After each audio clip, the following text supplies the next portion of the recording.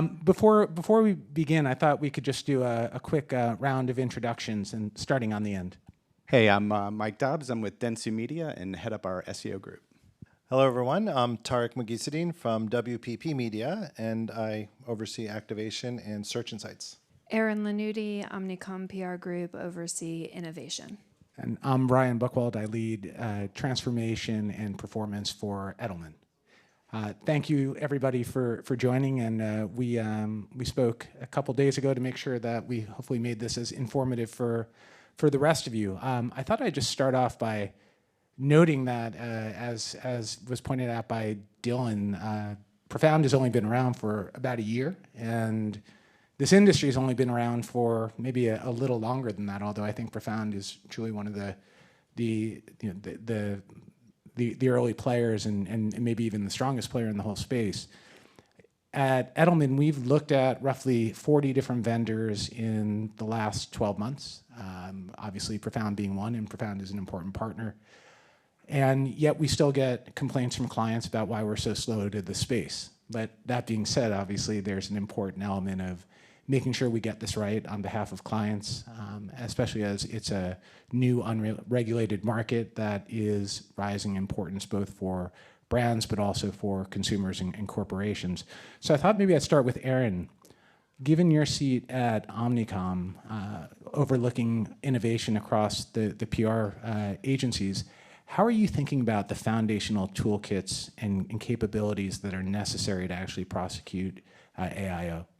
Yeah, it's a great question. So we are looking for tools that give us depth of insights and are broad enough that give us all the use cases we need across a multitude of industries and geographies that we have to cover.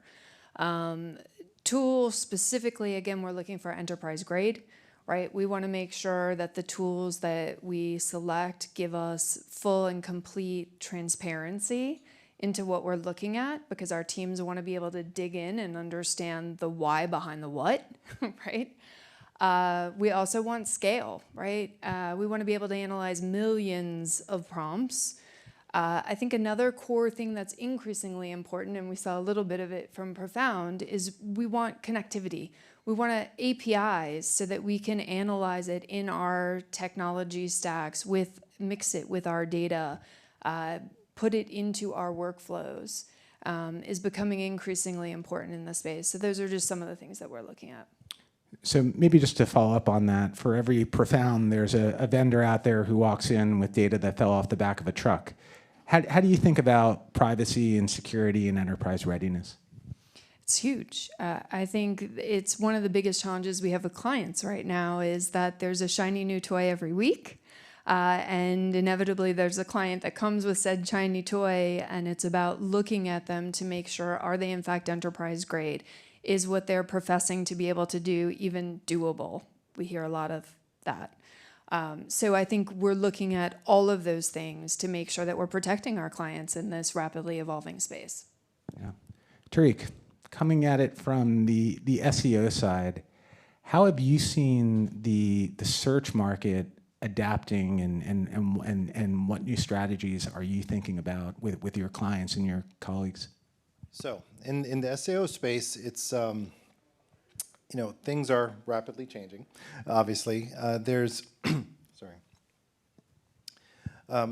still SEO fundamentals still hold true of what we do, but now it's time for a shift because there's been a big change in the way information is now retrieved and used by consumers and AI agents. So now we have to kind of reimagine how we're using SEO fundamentals and helping our clients through that journey. So I think as SEOs, one of the biggest things we were doing till now was telling our clients the importance of discoverability, of findability, searchability. We were optimizing towards algorithms for rankings, but now that's all changed, right? Now we have to optimize towards the change of callability. We have to make sure that the content we put out there is callable by LLMs and the AI agents, so that kind of changes how we approach content, how we approach structured data. So those are some of the things that we're advising our clients about. Michael, how are you looking at it with your colleagues?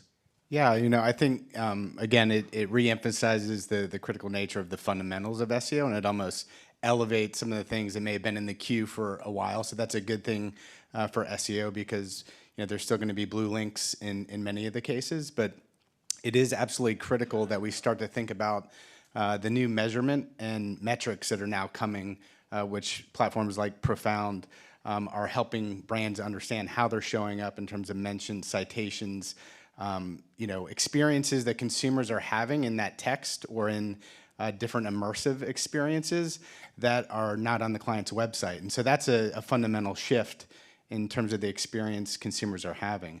And it's also an area of major disruption with new protocols that are entering the space rapidly. And so I think, kind of as James was alluding to, the early days of the internet, we're kind of at a similar crossroads with new protocols like Model Context Protocol and ACP that just launched a few weeks ago. And so I think it's an exciting time for everybody to figure out how do they get ahead of this, as the folks here obviously are looking to do, and build on your SEO, but also treat large language models and platforms as separate experiences that consumers are having. And so I think it's also part of this ecosystem of total search, because these models are taking content from all of these places that we've been discussing today, from YouTube to Reddit to content on your site. So I think it makes the prioritization of content more complex but more important. It's a great point. Is there a statistic or some type of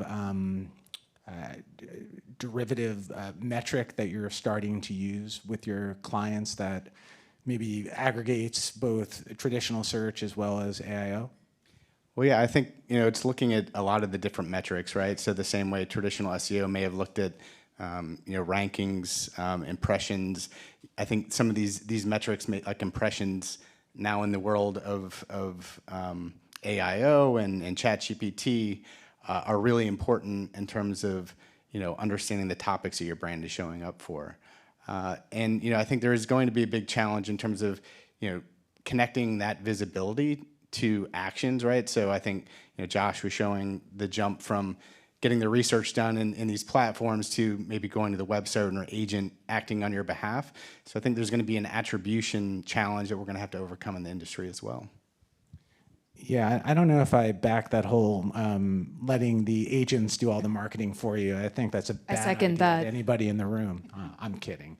And it makes sense when we talk about there being a certain evolution and relationship between traditional search and AIO, given they're both about returning the best possible answers. As you think, though, about data sources, and you mentioned some of them earlier regarding social, obviously at a company like Edelman or Omnicom, we think quite a bit about earned, but talk to us a little bit about the role of social and how you're now starting to potentially integrate social more into your capabilities. And Tariq, obviously, feel free to weigh in as well. Yeah, so I think first it starts with the data insights and understanding, what platforms your consumers are spending time on, whether it is Reddit or YouTube, X, wherever it is. I think that's the first insight you need to start thinking about in terms of the total search ecosystem, because those platforms like Reddit themselves, as we talked about earlier on the stage they did, it's a search engine itself, right? So if your audience is spending time there, there's also the benefit of influencing the content that goes there or on a YouTube. So, we want to leverage platforms across the board to understand where consumers are spending their most time searching, but then use platforms like Profound to understand what citations and content is influencing the models for the topics that the consumers are interested in. And then it's about prioritizing the content roadmap around which you can't tackle it all. So I think it's about around prioritizing which of these social platforms, or whether it's other earned content, that you need to be putting in the roadmap. Yeah, and just to add to that, there's always been this intrinsec relationship between search and social, and this is something that we've been practicing and preaching for years. I'm looking at you, Jeff Simones, my friend, who we worked many years together, and really try to bring the search and social teams together. I think now more than ever, brands need to have a pulse on what's going on in the social sphere, because and also need to be able to create and put out content that will inspire positive conversations, that will, and also try to influence the way conversations are going. Now, this is also, because if they can do that, the LLMs will see the brand as an authority, and this will also impact the way the outputs come. So it's very important that the brands are looking at this and monitoring, and as you said, be where people are. Be on Reddit, Nextdoor, for tech people, GitHub. There's so many different places where these conversations are happening. It's having more of a understanding what's happening at the community level than just a broad level. Aaron, this is a great moment for Earned. How is AIO helping you rethink strategy, go-to-market, et cetera, at Omnicom as it relates to PR? Yeah, huge time, very exciting time from an earned perspective. And if you haven't heard that earned is the LLMs are on a high earned diet right now, right? They crave highly credible, relevant, fresh content, right? But to deliver that, what we do and how we do it in earned needs to evolve. So if we look at tried and true tactics like press releases and FAQs, highly valuable in this new world order, but how we structure the content, how we actually craft it to answer the questions that we want to influence, that all needs to evolve. Media lists, influencer lists also have to evolve.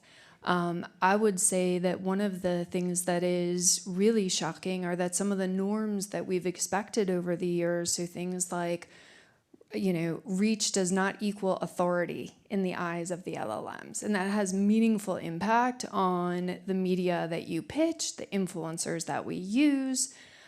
We have clients where there is a random blog for months that 50% of what is being pulled through comes from this random blog. It's a blog that never would have hit anyone's, consideration, right? And that's what we're fighting right now, right? So we want to make sure that we are architecting how our clients are the answers to the questions that they want to own. And that takes actually breaking down silos. It's not just earned alone that does that. At Omnicom, our proposition AI Optics brings together OPRG, our media group, our commerce group together. And there was a lot of discussion earlier today about breaking down silos. To be effective in geo, you need to break down silos, not just on the agency side, but on our client sides too. So you mentioned obviously showing up where you want to show up and be visible, but how about brands showing up where they don't want to show up and potentially showing up in ways that could be embarrassing or harmful to the business? Yeah, that's a huge one. So I think before we used to just fight brand reputation issues in search and in the press. And now we've also got to fight to make sure it's not in the training data, right? And when it does show up, how are we fighting that, right? Leveraging highly credible, relevant sources to move it. We had a client in Germany where that situation happened, and the team spent months to get it out of there. It was saying something that wasn't true, but it was highly detrimental to the business. So the way that crises are going to evolve is huge. This is a new part of it. I think in the political sphere, this is also a new world order for them. So this is a whole new space for us in earned, and one that requires new skills and rethinking what we do in a meaningful way. Great. Michael, question for you. Working at an agency, you have the benefit of seeing very high-functioning clients as well as clients who are less functioning, to be polite. How do you think about integration regarding AIO and maybe even tying into SEO? What are best practices in terms of ownership? Like, who do you think should own it? How do you think integration should work ideally in terms of where you've seen it highest performing relative to maybe laggards? Well, yeah, I mean, there's a lot of organizations, first off, that are trying to adapt and learn about this new space and make sure that their teams are structured in a way to adapt, like we all are right now. And for the most part, we're seeing the SEO teams at the client side that we're working on take the lead in the conversations, but I think it is breaking down some of those silos so that we're starting to see more of the social people, the PR folks enter those meetings. So I think it's now going to change the way that some of the organizations that we work with are organized in a way to activate some of the things that are going to be necessary. So I think while SEO has tried to do that the last 20 years, I think this is going to be forcing the hand even more within the internal structures of clients that we work with. Yeah. Tariq, feel free to jump on that, but I do have an additional question for you, which is, how do you then think about making this a C-level engagement and not something that is kind of rebounding through the more junior levels of your clients' organizations? Yep. Yeah, absolutely. And getting back to something that Aaron had said earlier and something we discussed, it's about mobilizing the entire ecosystem around you, not only on the brand side, but also on the agency side. This is an enterprise level decision or enterprise level step that needs to be taken, that everybody has to be thinking of the AI future and how your brand shows up in AI, because it affects everything. So a few things that on the C level, one, you need to make sure that one, you're continuing to invest in brand. I think we all brands love, good ROAS or performance, but brand is still king. You still have to invest in brand. And with AI and the way LLMs are looking at data, you have to show up as an authority. You have to show up, you have to influence the content that's out there for your brand. So investment in brand is key. I think the next thing is, how do you make that leap from being a non-branded prompt to a branded prompt? I think that is something that brands should also look at, because if you're able to do that, if you're able to get your brand into prompts, you're that much closer to converting, you're that much closer to people's hearts. Aaron, any perspective on that? I'll pass on that one. Pass on that one. I'm going to put the two gentlemen on the end in the hot seat, or I'm sure you'll have a deft answer for this. But how do you see AIO changing the role of advertising? Obviously, advertising and paid is less impactful on ChatGPT than it was or is on Google, for instance. How are you thinking about that for your clients and their future strategies? Yeah, well, we know the eyeballs are going to these large language models, right? So I think we know that the sponsored visibility and the advertisement will come. I think at the moment we're seeing these models wanting to establish trust the same way we saw in the early days of Google before AdWords. But I think at the root of it, we know Google has AI Max and PMax and these AI models that are going to figure out a way to create a good user experience. I think they're still probably even in the background trying to figure that out. So I think we're a bit waiting for these technologies to figure out the right user experience, but it's going to be the AI platforms we know Google already has in place, right? That are going to help clients activate and take advantage of it. I agree with everything you're saying, and one angle to look at it is just from a content standpoint. Like today, or not today, but maybe last year, we were developing content for humans, bringing them through a journey, one piece of content, two pieces of content. But right now, AI agents, they can consume hundreds of pages of content, immediately. So now maybe we're developing two sets of content. One, we still need to win hearts and minds of the consumer.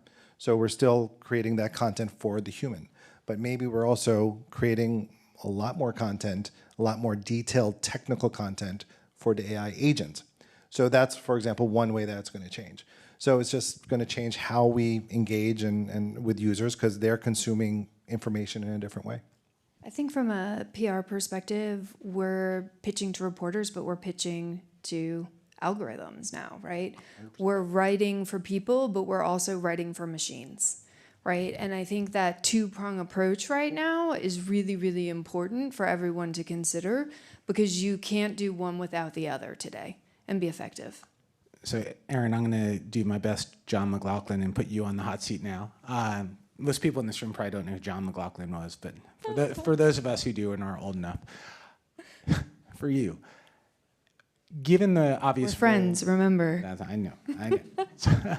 Given the role of the media and obviously publishers in creating the content that the generative AI sees as trusted, how do you view the potential paradox between its rising import, but also the declining role that they play in society and the collapse of most major publishing houses? Yeah, I look at it through that lens, but I also look at it through the lens of them signing up to be blocking the AI, right? So it is a real issue right now in our field where if you think about, like I said before, right, the AI, has an earned diet. If they're blocking the AI from the earned, then the work we've done to get that content doesn't show. From a trust perspective, there was stats earlier today that I think Justin shared, where he basically, and I think also Rob Gage, they hypothesized about, why are people going to Reddit and all these places? It's because earned, the publishers, that trust bond has lessened over time. Consumers don't necessarily trust the news media as much as they used to, so they're going to all these other places, right? So I wish I had an answer for it. It's a question that keeps me up at night. But I do think that it will come to a head sooner rather than later with all of the change that's happening. Either of you gentlemen have an opinion? Well, one of the things I think is interesting with some of the news content or exclusive content is, some of the partnerships that may start to evolve too with the ChatGPT or any of these agents to get some of that exclusive content that might build the trust from outlets or partners. And that may also play into a role of what subscription model you're willing to pay for, right, to get the ChatGPT Pro or the Gemini Pro to feel like you're getting more trusted sources. But I also think that plays into a digital divide, right? So as we look at models, we're looking at fast models and slow models, right? What models are getting the most current information out there? They're usually the paid models. Right. And so I worry about that. Like as more and more people use these as their search engines, right, they might not have the most accurate information in the most timeliest of ways. And that's also concerning. Just like there are sponsored ads today, there might be sponsored content coming out from the LLMs. We don't know.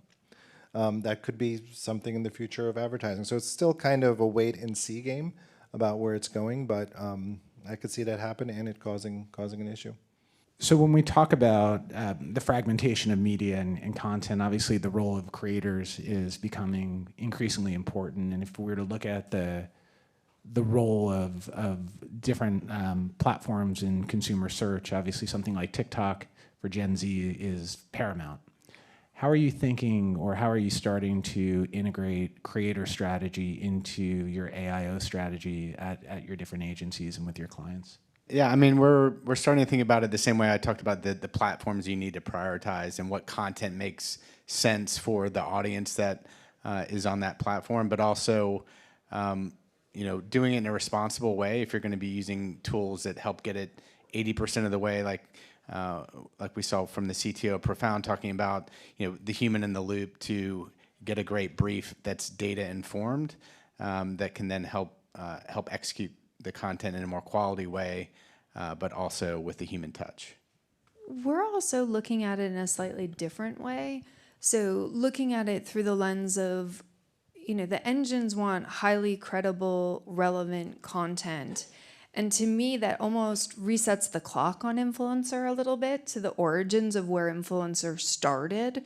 Because again, we're seeing reach does not equal authority, right? So in that lens, the role of influencer literally resets. And so how are we thinking about identifying who has the most credible, authoritative voice, and perhaps not the best reach, but from an LLM lens has the most authority and it will give them the reach.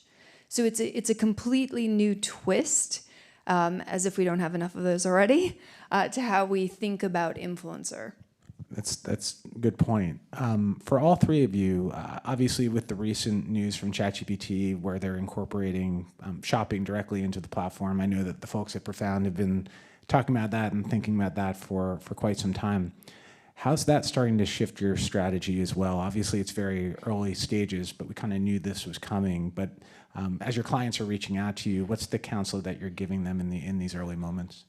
Right now it's still so new that we're, again, sticking to what we know and making sure that everything is in terms of structured data and our PDPs, everything is done, perfectly, so that, when the LLMs look at it or extract that data, we are the ones that show up and we are the ones that are being called.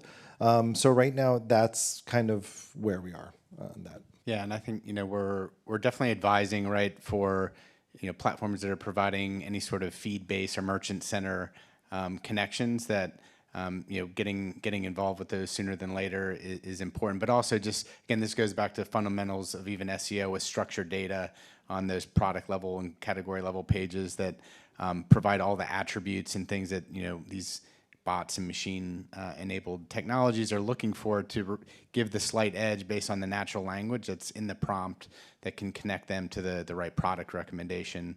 And also, as I mentioned before, new protocols that are actively out there too. I think brands investing in understanding something like model context protocol and understanding, like, is that maybe something that will almost serve as a feed for local data or product data and things like that is going to be interesting as we go forward.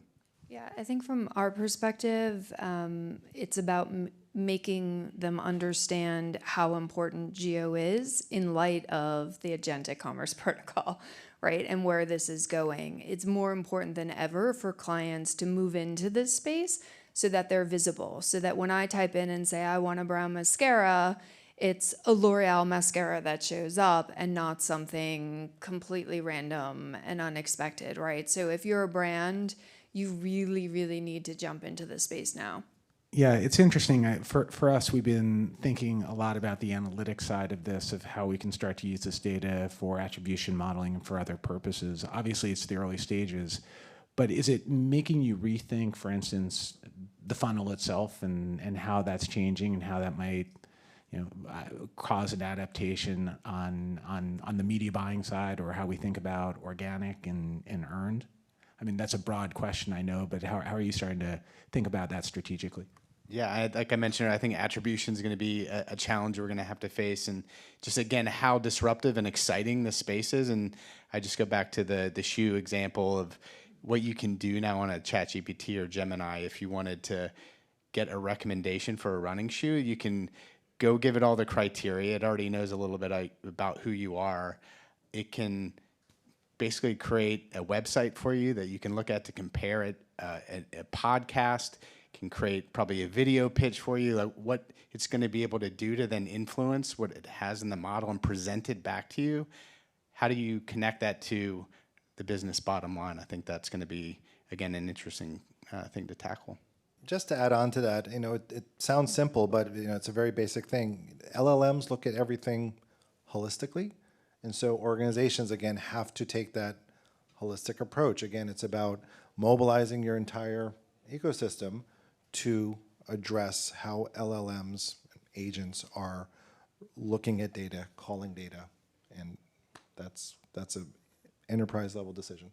I also think that, I know you've hit it several times, measurement, right?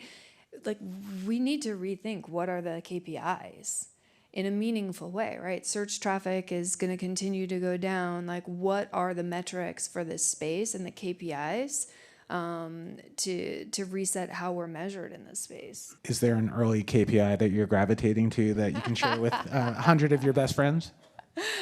I don't have the answer to that yet. I think there's a lot of debate on what those metrics are, and I think that there should be a really healthy debate at an industry level around them, right? But I do think we need them because it's only going to continue to evolve, and we have to measure this in a meaningful way. All right. So we'll build them, and we'll come back to you. We've got 5 minutes, so I'm going to ask one question that's maybe a little bit more provocative for this group, and it's not meant to be a selling point to anybody in the room, but in a world in which AI can create content, can measure content, can essentially mimic a marketing team, What do you think the role of the agency is going to be in supporting brands in their growth endeavors? Well, well, I think it starts with just helping the brands crystallize and understand what's going on in the industry. A lot of changes are happening very, very fast, and so again, just being helping them think through it, helping them prioritize things, helping them use the technology correctly, and guiding them in best practices to work with AI. There's always going to be that human element and human decision making involved. So helping them find that balance of how to target and develop things for AI and how to continue targeting humans.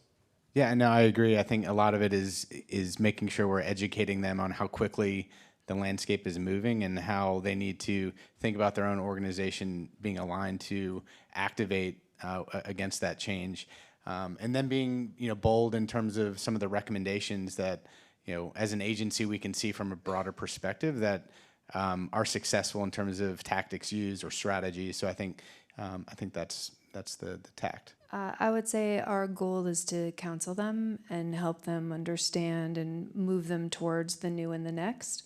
All the clients that I talk to all over the world right now are desperately seeking counsel. And I really think the more that we can lean in and guide them to where things are going, contextualize that for them, help them understand that, just because your role isn't search doesn't mean that it's not impacting earned, right? Or paid, or, all these different places. And I think that red thread is really needed right now because this is a fundamental change. It's not a little one. Well said. And with that, I think we will wrap it up. And thank you, audience, for listening. And thank you, panelists, for this great advice.